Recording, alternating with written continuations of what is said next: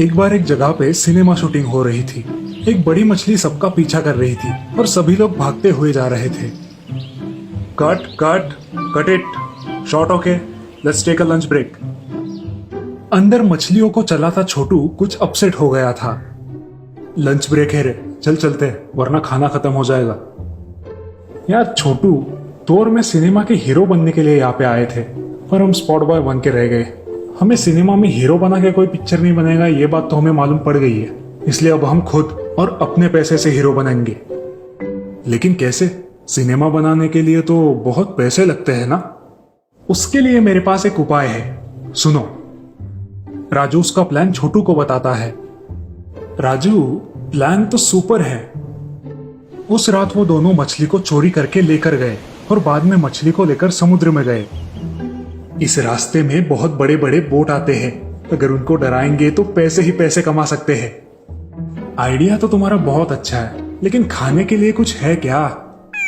हे भगवान, तुम्हें खाने के अलावा कुछ आता नहीं क्या? लो, तुम्हारे लिए बिरयानी पैक किया है, जितना खाना है उतना खा लो और इस पनवती भूख से हमारा प्लान खराब मत करो। उतने में एक नाव वहां पर आई। मछली नाव के पास आते ही नाव वाला घबरा गया। मछली के अंदर बैठा राजू आवाज निकाल के बात करने लगा। तुम्हारी इतनी हिम्मत कि हमारी जाति को पकड़ के खाना खाना ही तुम्हारा काम है। अब मैं अगर तुम्हें खाऊंगा तब तुम्हें कैसे दर्द होता है मालूम पड़ेगा। अब उन्हें क्यों खाना है? मैं तो सिर्फ चिकन बिरयानी खाता हूँ, मुझे इंसानों की बिरयानी नहीं चाहिए। छोटू की फालतू बात सुन के राजू ने उसे एक लाफा दिया। तभी नाव वाला डरकर रोने लगा और बोला, हे मछली माता, हमें क्षमा कर दो, हम लोग तो आप पर ही निर्भर हैं, हमें छोड़ दो। तो तुम्हारे पास जितने भी पैसे हैं वो सारे के सारे पैसे हमें दे दो, और जब भी इधर आओगे तो पैसे लेकर ही आना। नाव वाला पैसा मछली के मुंह में डालता है और वहां से निकल जाता है। वाह वाह राजू, तुम्हारा प्लान तो ठीक से काम कर गया। अब चल, उन पैसों से किसी अच्छे होटल में जाकर बिरयानी खाते हैं। छोटू की फिजूल बात से राजू गुस्सा होता है। मूर्ख, खाना अच्छा मिलेगा करके तुम फिल्म इंडस्ट्री में आए थे ना, इसीलिए तुम्हारी जिंदगी ऐसे बन गई है। बेवकूफ कहीं के, अब मुंह बंद करके बैठ चुपचाप। इस तरह से वो लोग हर रोज मछली की मदद से सभी नाव वालों से पैसे लूटने लगे, और ऐसे ही एक बार एक नाव को उन्होंने रुकाया और धमकाने लगे। तमीज से पैसे देते हो या मेरे हाथों से मरोगे? पैसे बाद में दो, पहले मुझे चिकन बिरयानी खिलाओ। मछली माता, पैसे तो मेरे पास है, पर बिरयानी तो मेरे पास नहीं है। चाहे तो मैं तुम्हें फिश बिरयानी बना के खिला सकता हूँ। ठीक है, जल्दी बना के दे, अब मुझे बहुत भूख लग रही है। अरे हलकट, उससे बिरयानी क्यों बनवाओगे? ऐसे करोगे तो उसे शक आ जाएगा। तू चुप कर, मुझे अभी भूख लगी है। तुम्हारा लाया सारा खाना खत्म हो गया है, और अब मैं क्या करूँ? तुम्हें पैसे की जितनी जरूरी है उतनी ही मुझे बिरयानी की जरूरी है। तुम तो जानते हो, खाना ठीक से मिलेगा, ये सोच के ही मैं हीरो बनने फिल्म इंडस्ट्री में आया था। राजू को छोटू की बात सही लगती है और वो नाव वालों से तरह तरह के खाने बनवा के खाने लगे। दूसरी ओर समस्या दिन ब दिन बढ़ने के कारण सभी नाव वाले नेवी अफसर से शिकायत करने गए। क्या तुमसे पैसे लिए, बिरयानी मांगी? नहीं, ये सब डाउटफुल लगता है। पैसे लेना, बिरयानी खाना, कुछ तो गड़बड़ है। कुछ सोचने के बाद नेवी अफसर एक नेवी बोट में तरह तरह के खाद्य पदार्थ लेके उसमें मोशन लिक्विड डाल के निकल पड़ा। बीच समंदर आने के बाद वो मछली बोट के सामने आई और नेवी ऑफिसर को धमकाने लगी। तुम नेवी पुलिस हो या जो भी हो, हम तुमसे नहीं डरेंगे। तुम्हें मार कर बिरयानी बनाकर खाऊंगा। अबे ओए राजू, बिरयानी बनाकर खाऊंगा क्यों बोल रहा है? बिरयानी बनाकर खाऊंगी बोलना। राजू ने छोटू को खींच के एक लाफा मारा। मूर्ख, अपनी अकल मत लगा, मैं अपने मुताबिक बात करूंगा। तू कौन है बीच में बोलने वाला? ए नेवी ऑफिसर, चुपचाप पैसे निकाल। ये क्या मछली माता, आपकी आवाज अचानक बदल गई। आपको मिमिक्री भी आती है क्या? अरे बाप रे, लगता है उन्हें शक हो गया है। चल यहाँ से निकलते हैं। अरे रुक, डरपोक कहीं का, उनके लाए आहार खाए बिना मैं यहाँ से नहीं निकलूंगा। छोटू आवाज बदल के नेवी ऑफिसर को डराने लगा। ओए ऑफिसर, चुपचाप वो खाना हमें दे दे, वरना तो आज यहाँ से जिंदा नहीं जाएगा। नेवी अफसर ने साथ लाया खाना उन्हें दे दिया। छोटू ने बड़े चाव से वो खाना खाया और राजू को भी खिलाया। वो खाना खाने के बाद दोनों के पेट में गड़बड़ होना शुरू हो गया। अरे पेट में ऐसी गड़बड़ क्यों हो रही है? मुझे तुरंत बाथरूम जाना है। हाँ, मेरे भी पेट में गड़बड़ लग रही है। मछली के अंदर बैठे राजू और छोटू दोनों पेट में दर्द होने के कारण परेशान हो गए। बाप रे, पेट फूलता जा रहा है। कमबख्त, इसमें एक बाथरूम क्यों नहीं बनाया? तुम्हें अकल थी ना, तो तुमने क्यों नहीं बनवाया? ओए होए, मुझसे नहीं हो पा रहा, मैं जा रहा हूँ बाहर। मैं भी। पेट का दर्द बढ़ने के कारण आखिर वो दोनों पेट पकड़ के मछली के बाहर निकले। तो बाहर खड़े नेवी वालों ने उनकी खूब पिटाई की। अरे छोड़ दीजिए साहब, बाद में मारना, पहले हमें बाथरूम जाने दीजिए ना। हाँ हाँ ठीक है। जैसे ही नेवी अफसर ने उन्हें इजाजत दी, दोनों पानी में कूद गए और पानी में अपना काम तमाम करके जैसे ही फिर दोनों बाहर निकले, वैसे ही दोनों को नेवी अफसर ने पकड़ लिया और जेल में डाला। तो देखा दोस्तों, गलत काम का नतीजा हमेशा बुरा ही होता है, इसलिए हमें हमेशा ईमानदारी से पैसे कमाने चाहिए।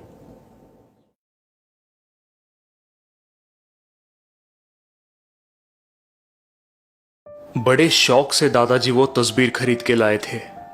दादाजी की उम्र अब लगभग 70 साल की हो गई थी।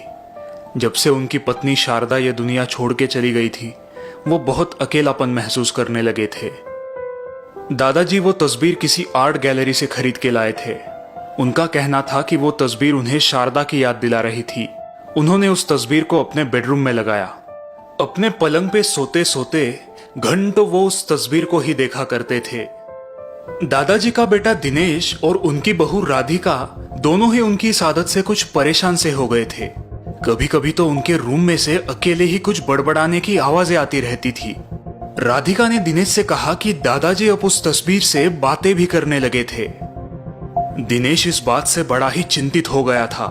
उसने वो तस्वीर दादाजी के बेडरूम से निकालनी चाहिए, लेकिन उसकी इस हरकत से दादाजी नाराज हो गए और उन्होंने खाना पीना ही छोड़ दिया। मजबूरन दिनेश को वो तस्वीर फिर से दादाजी के कमरे में लगवानी पड़ी, लेकिन अब दादाजी ने बहू और बेटा दोनों से ही बात करना भी छोड़ दिया था। इतना ही नहीं, वो खाना भी अपने कमरे में ही खाने लगे थे। दिन ब दिन उनकी तबीयत खराब ही होती जा रही थी। किसी को भी समझ नहीं आ रहा था कि आखिर उन्हें हुआ क्या है। एक दिन राधिका उनके कमरे में उन्हें खाना देने आई, तो उसने देखा कि दादाजी बस एकटक उस तस्वीर को ही घूर रहे थे और उनके होंठ कुछ पुटपुटा रहे थे। शारदा, क्या तुम मुझसे नाराज हो? कल मुझसे मिलने क्यों नहीं आई? दादाजी की ये बात सुन के राधिका बहुत घबरा सी गई। उसने उस तस्वीर की तरफ देखा। 2 पल के लिए उसे भी लगा कि जैसे उस तस्वीर की आंखें उससे ही घूर रही है। उस कमरे में रोशनी बहुत ही कम थी और एक अजीब सी बदबू पूरे कमरे में फैल चुकी थी। न जाने दादाजी उस कमरे में कैसे रहते थे। राधिका ने खाना रखा और वो उस कमरे में से बाहर निकल आई। शारदा, क्यों तड़पा रही हो? मुझे भी अपने साथ ले चलो। दादाजी अकेले ही पुटपुटा रहे थे। चांद की हल्की सी रोशनी उस खिड़की में से आके उस तस्वीर पर गिर रही थी। धीरे धीरे उस तस्वीर का नूर पलटने लगा, मानो वो तस्वीर जिंदा हो रही हो। शारदा, तुम आ गई, तुम आ गई शारदा। दादाजी पुटपुटा रहे थे। एक सुंदर सी लड़की दादाजी के सिरहाने आके बैठ गई। हाँ, मैं आ गई, वो लड़की बोली। अब मुझे कभी छोड़ के मत जाना। दादाजी इतना बोल ही रहे थे कि चांद की रोशनी उस लड़की के चेहरे पे आ पड़ी। दादाजी ने उसकी तरफ देखा। नहीं नहीं, कौन हो तुम? तुम शारदा नहीं हो, तुम शारदा नहीं हो। वो चिल्लाए। उस लड़की का चेहरा बड़ी ही भयानक तरीके से सड़ चुका था। वो दादाजी की तरफ देखकर मुस्कुराई। डरिए मत, अगले पूर्णिमा के दिन हम एक हो जाएंगे। फिर आपको मुझसे कभी भी अलग नहीं रहना पड़ेगा। दादाजी जोर से चिल्लाना चाहते थे, लेकिन मानो जैसे उनकी आवाज ही चली गई थी। उस लड़की ने धीरे से उनका माथा चूमा और मुस्कुराती हुई फिर से उस तस्वीर में गायब हो गई। दूसरे दिन जब राधिका दादाजी के कमरे में आई, तो वो दादाजी का चेहरा देख जोरों से चिल्लाई। दिनेश दौड़ता हुआ कमरे में आया।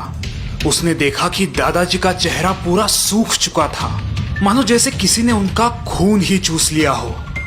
उनकी सांस तो चल रही थी, लेकिन उनकी आंखें सफेद पड़ गई थी और वो एकटक उस तस्वीर को ही घूरते जा रहे थे। लेकिन अब उनकी आंखों में वो प्यार, वो जज्बात नहीं था जो पहले दिखाई देता था। अब उस प्यार और जज्बात की जगह किसी खौफ ने ले ली थी।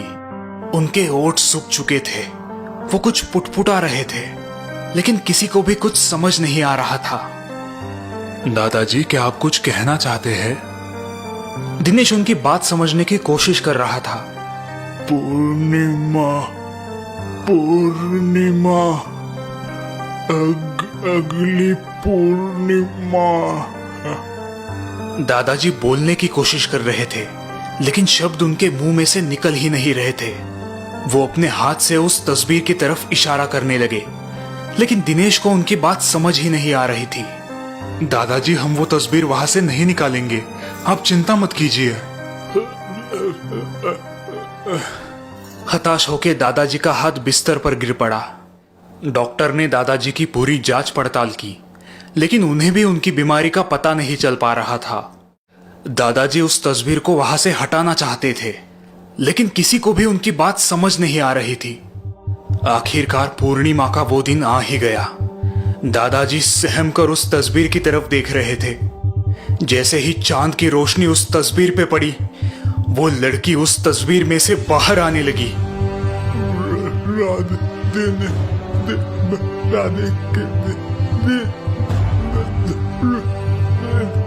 दादाजी दिनेश और राधिका को पुकारने की कोशिश कर रहे थे, लेकिन उनके मुंह में से आवाज ही नहीं निकल पा रही थी। वो लड़की धीमे से उनके पास आई। मैं आपको लेने आई हूँ, अब हमें कभी भी अलग नहीं रहना पड़ेगा। नहीं, तुम शारदा नहीं, तुम शारदा नहीं हो। मैं तुम्हारे साथ नहीं आना चाहता। दादाजी पुटपुटाने लगे। तुमने ठीक पहचाना, मैं शारदा नहीं कमला हूँ। वो लड़की बोल रही थी। एक चित्रकार मेरी तस्वीर बनाना चाहता था। मेरी तस्वीर बनाते बनाते वो मुझसे प्यार करने लगा और उसने मुझसे शादी करने की इच्छा दर्शाई, लेकिन जब मैंने इनकार किया तो उसने गुस्से में आकर मेरी कर दी और फिर मेरे ही रक्त से उसने इस तस्वीर के रंग भरे और बाद में खुद भी कर ली। तभी से मैं इस तस्वीर में रह रही हूँ। जिस दिन मेरी हुई वो दिन भी पूर्णिमा का ही दिन था। हर पूर्णिमा के दिन मुझे रक्त की प्यास लगती है। अब आओ, मेरी प्यास बुझाओ। इतना कहकर उस डायन ने अपना मुंह खोला। दादाजी के मुंह से एक हल्की सी चित्कार निकली और फिर सब कुछ शांत हो गया। दिनेश और राधिका को कभी भी इस बात का पता नहीं चल पाया कि आखिरकार दादाजी की मौत की असली वजह क्या थी। उन्होंने उस कमरे का सारा सामान कबाड़ खाने में बेच दिया, जिसमें वो तस्वीर भी थी। पता नहीं अब वो तस्वीर कहाँ पे है और किस घर की दीवार पर टंगी हुई है। कहीं वो तस्वीर आपके घर में तो नहीं है ना?